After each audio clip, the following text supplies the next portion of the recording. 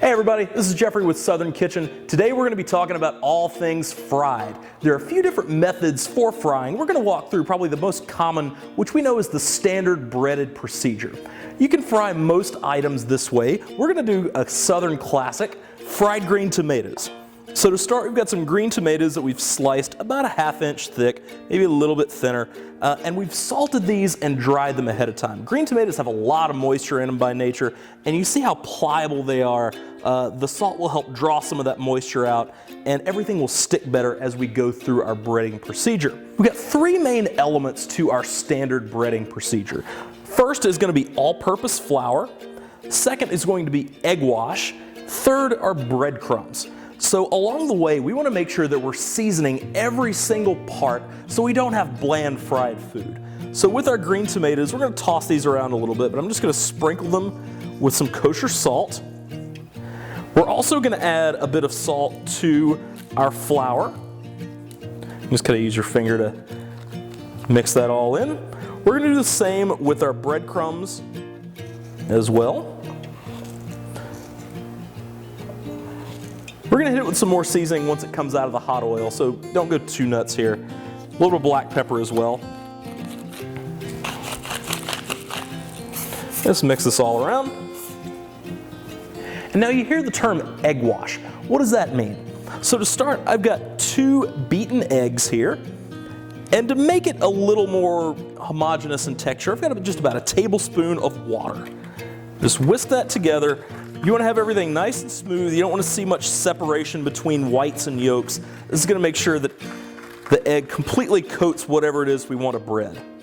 I want to show you guys just a really cool hack that I like to do when I'm breading things for frying. I like to use disposable pie tins. That saves me from doing cleanup on the back end and washing several different dishes. Once they're done, we're not really going to be able to reuse the flour, the eggs, or the breadcrumbs. And so just being able to pick the whole thing up and throw it all away is really easy cleanup. So now it's time to start our breading procedure. I'm going to use 2 separate hands here, a dry hand and a wet hand. That way I don't end up with standard breaded fingers. So what we're going to do is we're going to take our seasoned green tomato and we're going to dredge it in our flour. Get the sides and just lightly tap off the excess. And then we're going to go into our egg wash using our separate hand. Just get a nice coating. The flour is going to help the egg wash adhere. And then we're going to go into our breadcrumbs. Back to our dry hand. Just give it a nice coating. This is going to form a barrier so that the oil doesn't hit directly onto the green tomato. We'll have that nice crisp exterior crust. I'm going to set these just on a baking sheet that's been lined with a rack. I'm going to repeat this with the rest of our tomatoes. Now that our green tomatoes are breaded, it's time to fry. Over on our burner here, we've got hot oil in a Dutch oven. This is a heavy bottom pot. We're using a neutral oil. You want an oil with a high smoking point. What that means is that the higher you heat it, it's not going to break down. For example, butter or olive oil have very low smoking points, not really good choices for deep frying. Something like a vegetable oil or canola oil have really high smoking points, and so at our perfect temperature here, which is 350 degrees, it's going to stay at a consistent level. So 350 degrees is our temperature. We're going to fry in small batches. We want to maintain that temperature the entire time. Part of the science of deep frying is that we are heating the moisture that's inside of the food and causing it to turn into steam. It's pressing against the outside, wanting to escape, but the breading is keeping it inside. So if we were to leave it in the oil too long, or if the oil were to get too cold, then it would absorb into the food and it might be greasy. So we're going to gently lower our food. I want you to see we've got small bubbles forming around the outside. This is a good sign. If it were to turn into smoke, that would be too hot. If you saw no bubbles, your oil would not be hot enough. So working in batches is key.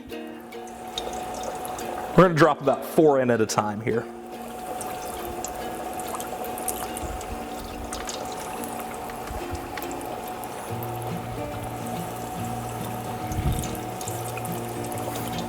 Great, so this has not impacted the temperature of our oil. We're just going to let this cook until it is GBD, golden brown and delicious. It's been about 3 or 4 minutes. As you can see, our green tomatoes are golden brown and delicious. We're going to remove them from the hot oil. We've got our little spider or strainer here. I'm going to just shake off any excess oil. And then I've got a plate lined with some paper towels just for a little extra drainage. Now, for maximum flavor effect, you always want to season something immediately once it comes out of the hot oil. Otherwise, it'll just kind of stick to the outside. So a little bit of kosher salt. We're going to flip these over. So these will be seasoned beautifully. As you can see, our batter is adhered nicely. And it's really just that easy. With the right equipment and a little bit of know-how, you could fry not only green tomatoes, but things like chicken breasts, you could fry seafood, you could fry okra, anything that you wanted to. The standard breading procedure is really the most versatile frying method out there. Thanks so much for watching. For more cooking tips and recipes, visit southernkitchen.com.